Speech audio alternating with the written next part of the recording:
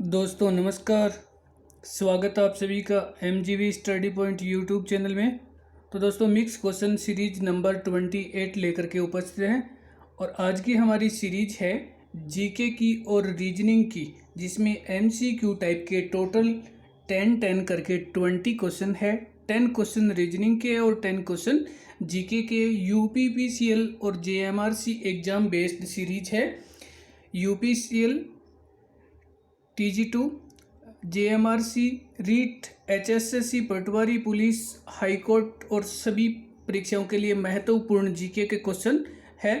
तो बने रहे इस वीडियो के साथ में लास्ट तक, लाइक शेयर करते रहें। और अभी तक अपने यूट्यूब चैनल को सब्सक्राइब नहीं किया है तो ज़रूर इसको सब्सक्राइब भी करें। तो चलिए बात करते हैं क्वेश्चन की। तो क्वेश्चन फर्स्ट की ओर बात चलते हैं।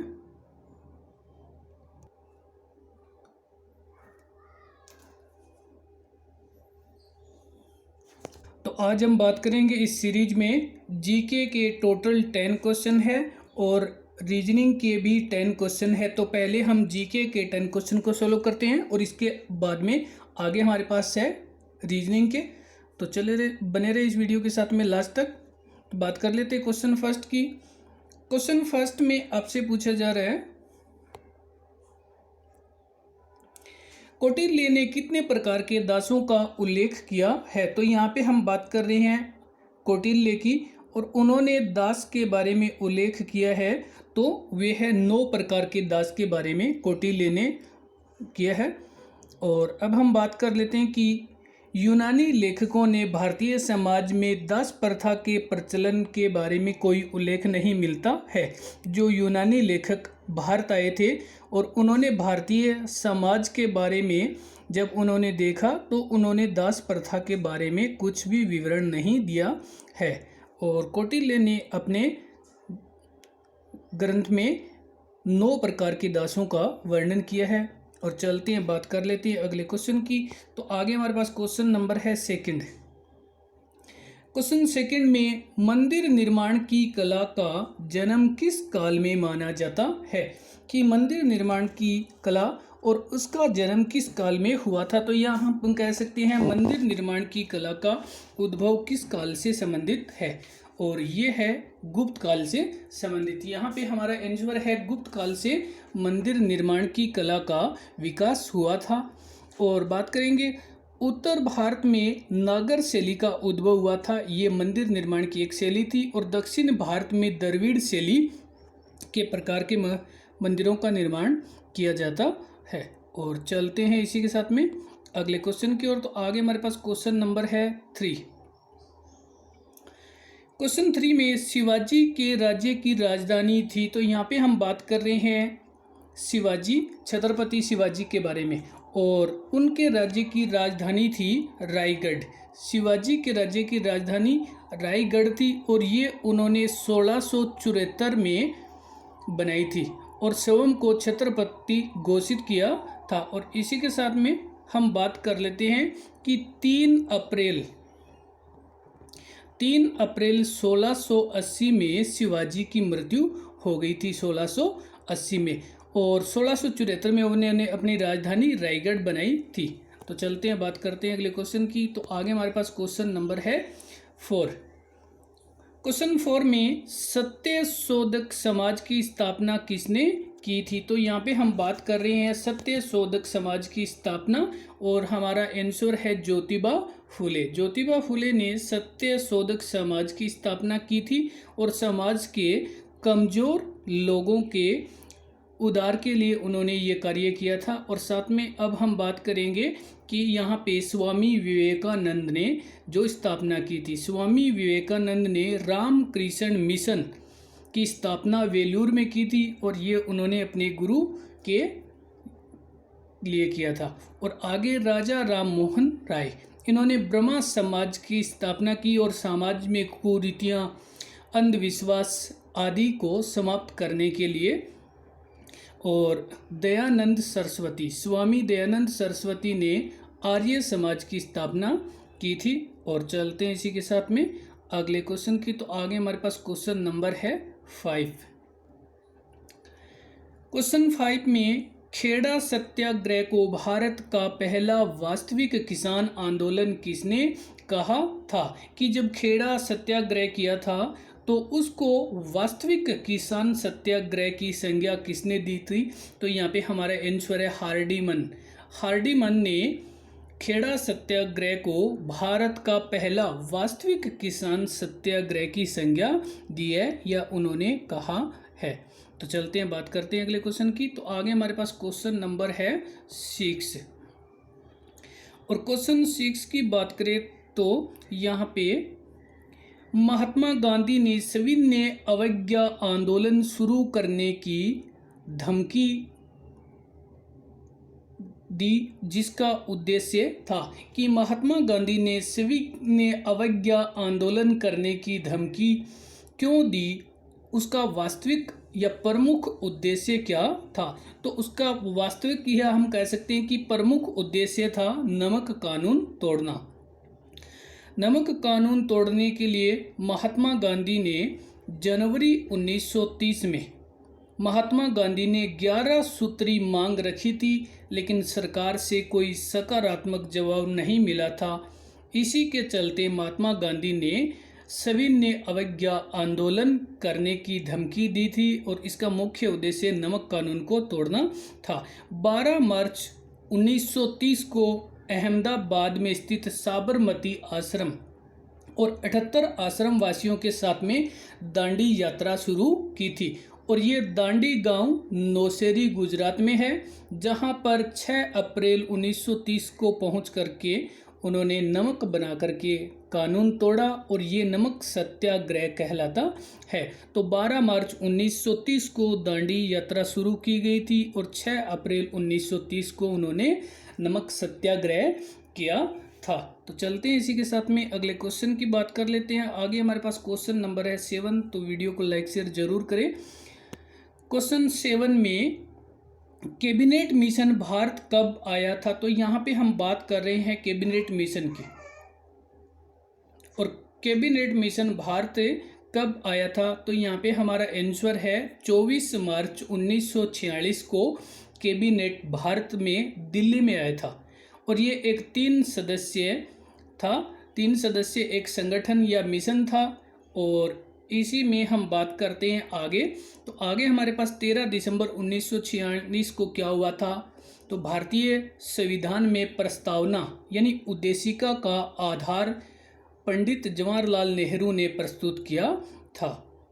26 नवंबर 1949 को संविधान द्वारा प्रस्तावना या उद्देशिका को स्वीकार किया था और 26 जनवरी 1950 को भारतीय संविधान लागू हुआ था। और चलते हैं इसी के साथ में बात कर लेते हैं अगले क्वेश्चन की। तो आगे हमारे पास क्वेश्चन नंबर है 8।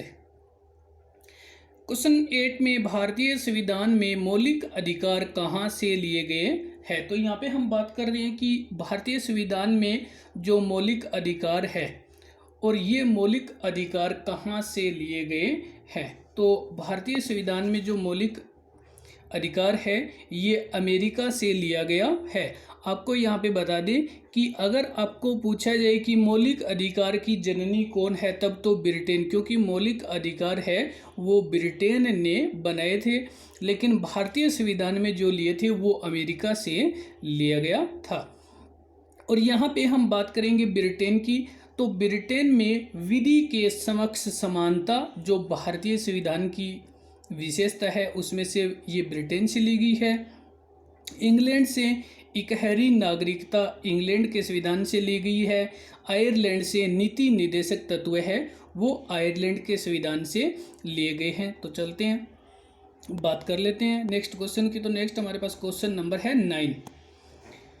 क्वेश्चन 9, भारतीय संविधान के किस संशोधन में मूल कर्तव्य जोड़ा गया है? तो यहाँ पे हम बात कर रहे हैं मूल कर्तव्य को किस संशोधन के द्वारा जोड़ा गया, तो ये जोड़ा गया था 42वां संविधान संशोधन 1976। 42वां संविधान संशोधन 1976 के तहत मूल कर्तव्य जोड़े गए हैं और 7वें संविधान संशोधन अधिनियम 1956 में केंद्र सरकार को भाषा के आधार पर राज्य पुनर्गठन करने की शक्ति प्रदान की थी।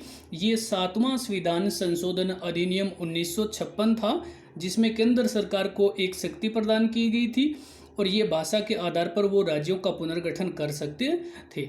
और आगे हमारे पास 22वां संविधान संशोधन अधिनियम 1969, जिसमें मेघालय को राज्य का दर्जा दिया गया था। और आगे हम बात करेंगे 13वां संविधान संशोधन 1962, जिसमें नागालैंड को राज्य का दर्जा प्राप्त किया हुआ। तो चलते हैं, बात करते हैं इसी के साथ में अगले क्वेश्चन की। तो आगे हमारे पास क्वेश्चन नंबर है 10 और जीके का ये लास्ट क्वेश्चन है। अब हम रीजनिंग के क्वेश्चन की बात करेंगे आगे। क्वेश्चन 10 में भारत में सीमेंट उत्पादन में आंध्र प्रदेश का कौन सा स्थान है?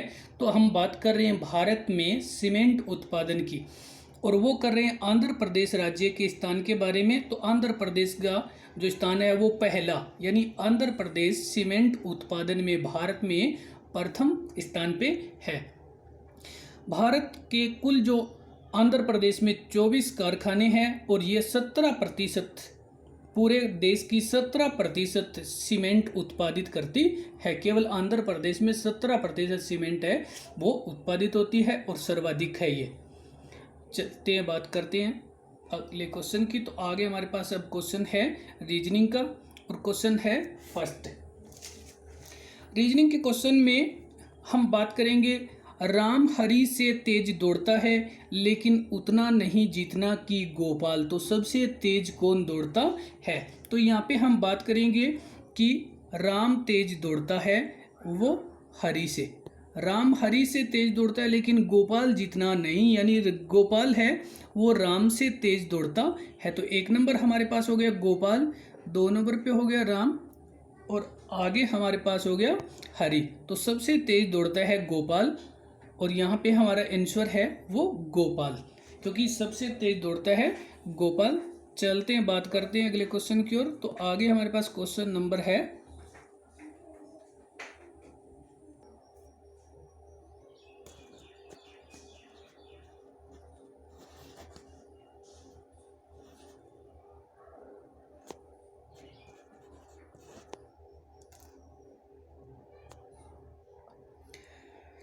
Next question number 12। तो बात करेंगे क्वेश्चन 12 में, मदन और राम एक बिंदु से विपरीत दिशा में चलना शुरू किया। दोनों 5 किलोमीटर चल करके अपने दाएं मुड़ जाते हैं और 7 किमी चलते हैं, और बाद में फिर वे दाएं मुड़ करके 5 किमी चलते हैं। तो अब दोनों के बीच की दूरी ज्ञात करें। तो सबसे पहले तो यहाँ पे हम कहते हैं कि ये बिंदु है और इधर से यहाँ पे चलना शुरू होता है, एक इधर चलना शुरू होता है। तो यहाँ पे हम कह देते हैं कि ये मदन और इधर से ये राम, और दोनों चलते हैं। तो सबसे पहले दोनों चलते हैं 5 किमी, क्योंकि वो एक दूसरे से विपरीत चलते हैं। तो ये 5 km चलते हैं। फिर वो अपने दोनों ही अपने दाएं मुड़ते हैं। तो जब राम दाएं मुड़ेगा तो ये चलेगा ऊपर की तरफ, और मदन जब दाएं मुड़ेगा तो ये चलेगा नीचे की तरफ है। और यहाँ पे वो चलते हैं 7 किलोमीटर, दोनों चलते हैं 7 किलोमीटर। यहाँ पे ये 5 बड़ा दिख रहा है और ये 7, क्योंकि यहाँ पे जगह छोटी है तो पैमाना कोई उचित नहीं है, लेकिन हमें क्या है समझना है। तो यहाँ पे उन्होंने ये 7 किलोमीटर चलना है, और 7 किलोमीटर चलने के बाद में पुनः वे उसके बाद फिर वो बाएं मुड़ते हैं और 5 किलोमीटर चलते हैं। तो अब वो 5 किलोमीटर यहाँ चलता है और ये 5 किलोमीटर यहाँ चलता है। तो ये वापस उसका 5 किलोमीटर हो गया और ये भी इसका 5 किलोमीटर हो गया। अब इन दोनों के बीच की यहाँ की दूरी ज्ञात करनी है। तो यहाँ की दूरी ज्ञात करेंगे। तो यहाँ पे उन्होंने 7 किलोमीटर चले हैं, तो ये भी दूरी होगी 7 किलोमीटर, और इधर ये दूरी है, ये भी दूरी होगी 7 किलोमीटर। तो दोनों के बीच की दूरी होगी 7 + 7 बराबर में 14 किलोमीटर। यानी हम कह सकते हैं कि दोनों के बीच की जो कुल दूरी है वो है 14 किलोमीटर, क्योंकि इधर वो 7 चलता है और इधर वो 7 चलता है। टोटल दूरी होगी 14 किलोमीटर, और हम देखते हैं यहाँ पे हमारा आंसर है जो 14। और चलते हैं, बात करते हैं अगले क्वेश्चन की। तो आगे हमारे पास क्वेश्चन नंबर है 13। क्वेश्चन 13 में, सूरज का पुत्र किशन तथा बहन सुमित्रा है जो कि जगतार तथा विन्य की माता है। सुमित्रा है वो जगतार और विन्य की माता है। हरपाल जगतार के मामा है। तो हरपाल का किशन से क्या संबंध है? तो सबसे पहले तो हमारे पास यहाँ पे जो आरेख बनता है ये है सूरज, और सूरज का जो पुत्र है ये हो गया किशन, और यहाँ पे ये सुमित्रा, तो ये सुमित्रा है उसकी बहन, ये तो बहन हो गई, और ये हो गया पुत्र। अब आगे आपको कहा गया है कि इसमें एक तो विनय और जगतार, जगतार और विनय ये सुमित्रा के पुत्र है। जगतार और विनय दोनों सुमित्रा के पुत्र है। अब आगे आपको ये बताया जा रहा है कि हरपाल, आपको यहाँ पे बताया जा रहा है कि हरपाल है वो जगतार का मामा है। तो यहाँ पे हमने लिख दिया हरपाल। अब हरपाल ये जगतार का मामा है। जब जगतार का मामा है तो ये सुमित्रा का भाई है, और सुमित्रा का भाई है तो ये सूरज का भी भाई होगा। अब हरपाल और सूरज दोनों भाई है। जब किशन सूरज का बेटा है तो हरपाल इसके लगेगा चाचा, हरपाल होगा इसका चाचा, क्योंकि सुमित्रा का भाई जगतार का मामा हरपाल है और जगतार की माँ सुमित्रा है। अब हरपाल और सुमित्रा दोनों भाई बहन है। सुमित्रा का भाई सूरज है तो वो हरपाल का भी भाई होगा, और अब हरपाल है वो किशन का चाचा है। तो चलते हैं देखते हैं आंसर में। तो आंसर में हमारे पास ऑप्शन चाचा, और चलते हैं बात कर लेते हैं अगले क्वेश्चन की। तो आगे हमारे पास क्वेश्चन नंबर है क्वेश्चन नंबर 14।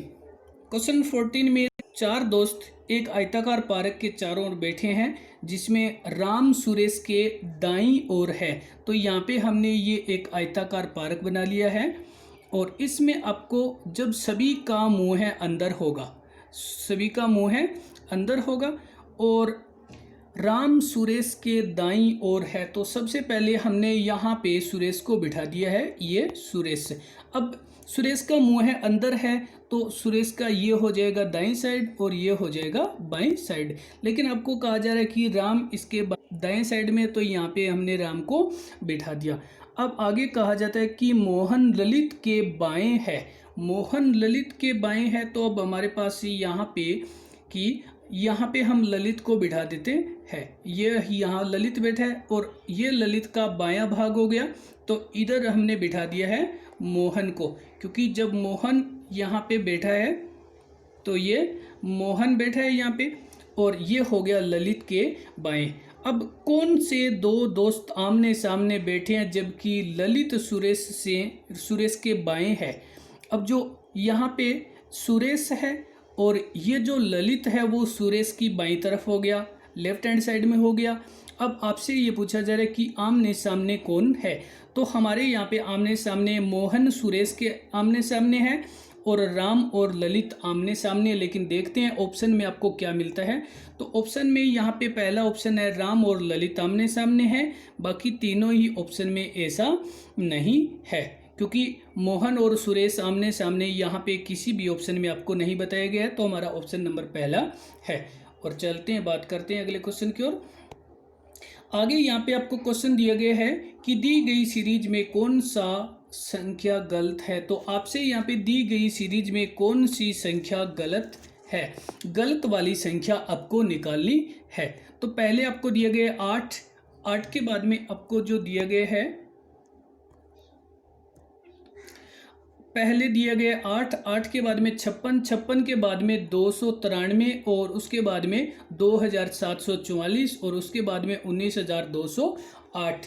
तो पहले तो हम देखेंगे कि ये श्रृंखला किस प्रकार से चल रही है। तो पहली और दूसरी संख्या को अगर हम इसमें 56 में भाग करते हैं 8 का, तो ये हमारे पास आता है 7 आते हैं। और पहली संख्या में हमने यहाँ पे गुणा किया है कि 7 को गुणा किया 8 से, तो ये 56 हो गया। और जब आगे 56 को हम 7 से गुणा करते हैं तो ये हमारे पास आते हैं 392, जबकि यहाँ पे आपको दिया गया है 293। अब हम देखते हैं आगे कि इस संख्या को 292 को और ये 7 से गुणा करते हैं तो ये आते हैं हमारे पास 2744, और 2744 को हम 7 से गुणा करते हैं तो ये आते हैं हमारे पास 19,002।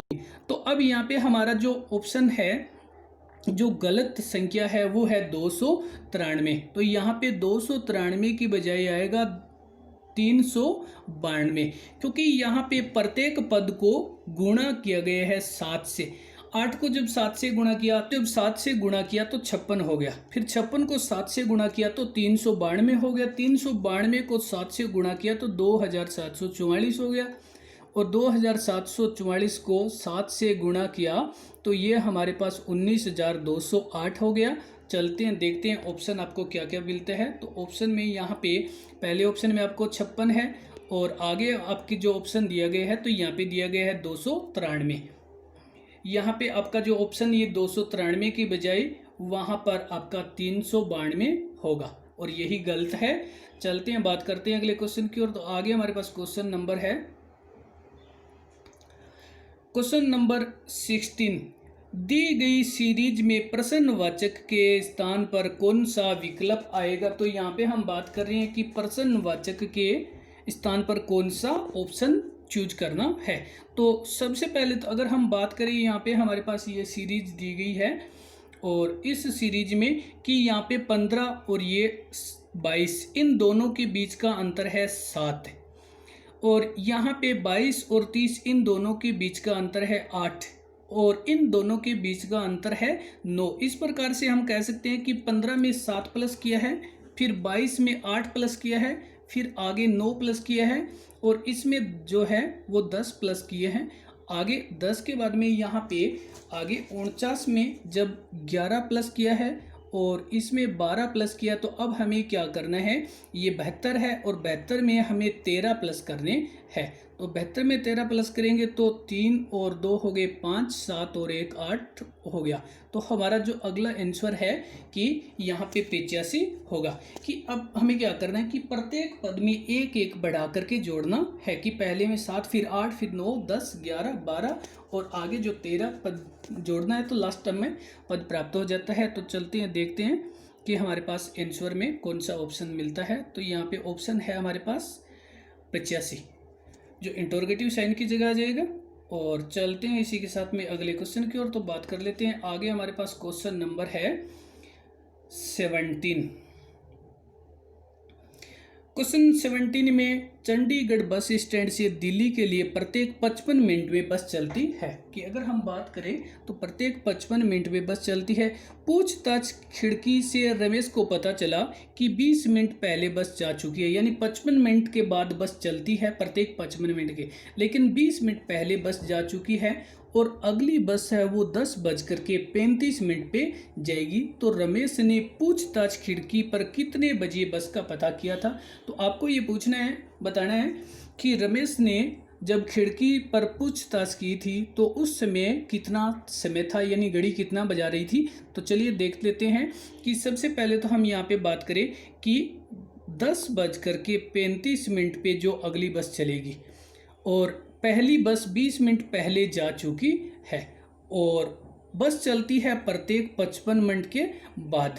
तो अब यहाँ पे हमें क्या करना है कि 20 मिनट तो जो कि पहले तो 10:35 पे जो अगली बस जाएगी, और 20 मिनट जा चुके हैं, और प्रत्येक 55 मिनट है वो हमें घटाना है। तो अब इस प्रकार से जो इसको हम घटाएंगे तो यहाँ पे हमारे पास ये हो जाएगा 10:55, क्योंकि 35 में जब हमने 20 को जोड़ा तो ये 55 हो गया, और इसमें से हमें घटाना है 55 मिनट। तो अब यहाँ पे ये 10 बजे का समय था जब रमेश ने खिड़की पे पूछताछ किया था, तो उस समय घड़ी में 10 बज रहे थे, और यहाँ पे हमारा जो ऑप्शन है, ऑप्शन नंबर पहला 10 बजे।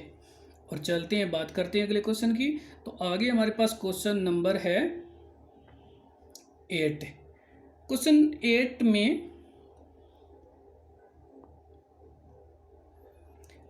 8 में एक टोकरी में 100 फूल थे, उनमें से 1/4 मंदिर में चढ़ा दिए गए तथा 1/5 भाग नदी में बहा दिए गए, तो शेष फूलों की संख्या क्या होगी। तो यहाँ पे हमारे पास जो कुल फूल है, तो फूलों की संख्या हमारे पास है यहाँ पे 100, और उसमें से निकाले गए हैं वो 100 इंटू 1/4, यानी 100 का 1/4, और प्लस करना है आगे हमारे पास जो दूसरा है वो 100 इंटू 1/5, और इसको कट करेंगे तो ये 20 5 100 20 पे हो गया, और ये 25 चौके 100 ये 25 पे हो गया। तो यहाँ पे हमारे पास 100 है, और इसको करेंगे तो ये 25 प्लस में 20, और इन दोनों को काउंट करेंगे तो ये 100 माइनस 45 हो गया, बराबर में 55। अब हमारे पास जो फूलों की संख्या बची है वो 55 फूल शेष बचे हैं, और यहाँ पे हमारा आंसर है 55। तो चलते नेक्स्ट क्वेश्चन नंबर है 19। क्वेश्चन 19 में हम बात करेंगे कि यहाँ पे यदि 4267 बराबर में 10, 2364 बराबर में 0, तो 7245 बराबर में क्या होगा। तो सबसे पहले तो हम देखते हैं कि यहाँ पे हमारा पहला कि